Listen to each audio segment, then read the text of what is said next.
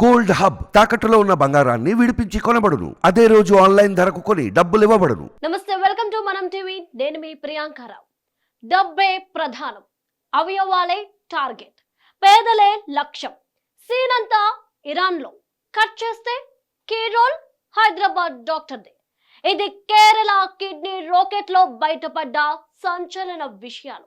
శరీర విడిభాగాలను ఎలా అమ్మొచ్చు, ఉచ్చులో అమాయకులు ఎంతమంది చిక్కుకున్నారు, మోసాలకు బలైన ప్రాణాలు ఎన్ని, ఆశ చూపించింది ఎంత, చేతిలో పెట్టిన డబ్బెంత. వామ్మో, వింటున్న కొద్దీ బయటపడ్డ భయంకర నిజాలేంటో తెలుసుకుందాం. కేరళలోని పేదలను ఓ ముఠా టార్గెట్ చేసింది. డబ్బు ఆశ చూపి శరీరంలోని కీలక అవయవాలను తస్కరించే ప్లాన్ చేసింది. ఇంకేముంది, ముఠా వలలో అమాయకులు చిక్కుకున్నారు. ఓ విలువైన ప్రాణం పోవడంతో ముఠా గుట్టురట్టయింది. దీనిపై కేరళ పోలీసులు దర్యాప్తు ప్రారంభించారు. యువకులను ఇరాన్ తీసుకెళ్లి కిడ్నీలు అమ్ముతున్నారని గుర్తించారు. అంతర్జాతీయ కిడ్నీ రాకెట్ సూత్రధారి హైదరాబాద్ కు చెందిన ఒక వైద్యుడని గుర్తించారు. కొచ్చి విమానాశ్రయంలో పట్టుబడ్డ సబిత్ నాసిర్ ఇచ్చిన వాంగ్మూలం కీలకంగా మారింది. హైదరాబాద్ కు చెందిన ముగ్గురు దళారులు కిడ్నీ రాకెట్ ను నడిపించారు. అందులో ఒక వైద్యుడు ఉన్నాడని తేలింది. కేసును ఛేదించేందుకు ఎర్నాకుళం రూరల్ ఎస్పీ వైభవ్ సక్సేనా ఆధ్వర్యంలోని ప్రత్యేక దర్యాప్తు బృందం సభ్యులు హైదరాబాద్ చేరుకున్నారు.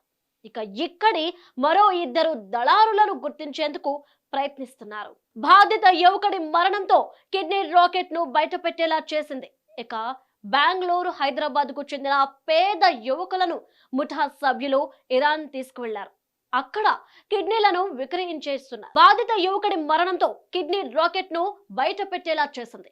బెంగళూరు, హైదరాబాద్ కు చెందిన పేద యువకులను ముఠా సభ్యులు ఇరాన్ తీసుకెళ్లారు. అక్కడ కిడ్నీలను విక్రయింపజేస్తున్నారు. యువకుల్లో ఒకరు మృతి చెందడంతో అతడి కుటుంబ సభ్యుల ఫిర్యాదు మేరకు పోలీసులు కేసు నమోదు చేశారు. ముఠాలోని కీలక సభ్యుడు సబిత్ ఇరాన్ నుంచి కొచ్చికి వస్తున్నాడని తెలుసుకున్నారు. కేరళ ఎయిర్పోర్ట్ లో పోలీసులు అరెస్టు చేశారు. Angamaly judicial first class magistrate ఎదుట హాజరుపరిచారు. రిమాండ్ రిపోర్ట్ లో తెలిపిన విషయాలతో హైదరాబాద్ డాక్టర్ తంతు బయటపడింది. సబిత్ కిడ్నీ రాకెట్ ను ఎంచుకోవడానికి హైదరాబాద్ కు చెందిన వైద్యుడే ప్రధాన కారణం. 2019లో ఢిల్లీకి చెందిన ఒక వ్యక్తికి కిడ్నీ ఇప్పించడం ద్వారా హైదరాబాద్ వైద్యుడు సబిత్ల మధ్య స్నేహం మొదలైంది. అనంతరం బెంగళూరు, హైదరాబాద్లకు చెందిన 40 మంది యువకులను ఇరాన్ తీసుకెళ్లారు. వారి కిడ్నీలు విక్రయించినట్లు సబిత్ అంగీకరించాడు. కిడ్నీలు ఎవరి నుంచి సేకరించాలన్న దాంట్లో కొంత స్ట్రాటజీని ఎన్నుకుంటారు. డబ్బు అవసరం ఉన్న పేద యువతను గుర్తిస్తారు. వారికి లక్షల్లో డబ్బు ఆశ చూపిస్తారు. మాటల్లో కిడ్నీలు విక్రయించేలా దళారులు ఒప్పిస్తున్నారు. ఇరాన్ కు వెళ్లాల్సిన పాస్పోర్ట్, వీసాల వంటివి దగ్గరుండి సమకూరుస్తున్నారు. ఏంటి, ఎవరైనా కిడ్నీలు ఇవ్వచ్చా, రూల్స్ ఉన్నాయా అంటే మన దేశంతో పోలిస్తే ఇరాన్ లో రక్త సంబంధీకులు కాని వారు అవయవాలు దానం చేసేందుకు అనుమతి ఉంది. అందుకే అక్కడికి తీసుకెళ్తున్నారని దర్యాప్తులో తేలింది. ఎవరి కిడ్నీ ఏ గ్రహీతకు సరిపోతుందో నిర్ధారణ అయిన తర్వాత ఆసుపత్రిలో కిడ్నీ మార్పిడి చేయిస్తున్నారు. ఆపరేషన్ అయిన తర్వాత 20 రోజుల పాటు దాతను అపార్ట్మెంట్ లో ఉంచుతారు. కోలుకున్న తర్వాత స్వస్థలానికి తరలిస్తున్నారు. ఒక్కో కిడ్నీ దానం చేసేందుకు 20 లక్షల రూపాయల వరకు ఇస్తామని ఆశపడతారు. ఖర్చులతో కలిపి చివరిగా కేవలం 6 లక్షలు ముట్ట చెబుతున్నారు. ఎక్కడ కేరళ, ఎక్కడ హైదరాబాద్?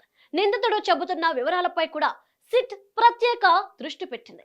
తప్పుడు సమాచారం ఇస్తున్నాడా అన్న కోణంలో కూడా విచారణ చేస్తున్నారు. అయితే ఎవరి సహాయం లేకుండా హైదరాబాద్ కు చెందిన యువకులను తరలించడం పొరుగు వారికి ఛాన్స్ ఉండదు. నిందితుడు సబిత్ ఇచ్చిన సమాచారంలో అత్యధికంగా భాగ్యనగర వాసులు ఉన్నారని దర్యాప్తులో వెల్లడించారు. ఇంతకీ ఆ యువకులు ఎవరు? పదుల సంఖ్యలో ఇరాన్ కు తరలించడం అంటే ఫోన్ సంభాషణ, పాస్పోర్ట్ మంజూరు, వీసాలు ఎలా పొందారు, అందుకు సపోర్ట్ చేసిన వారెవరు, కుటుంబ సభ్యులకు తెలుసా అన్న వివరాలు కూడా సేకరిస్తున్నారు.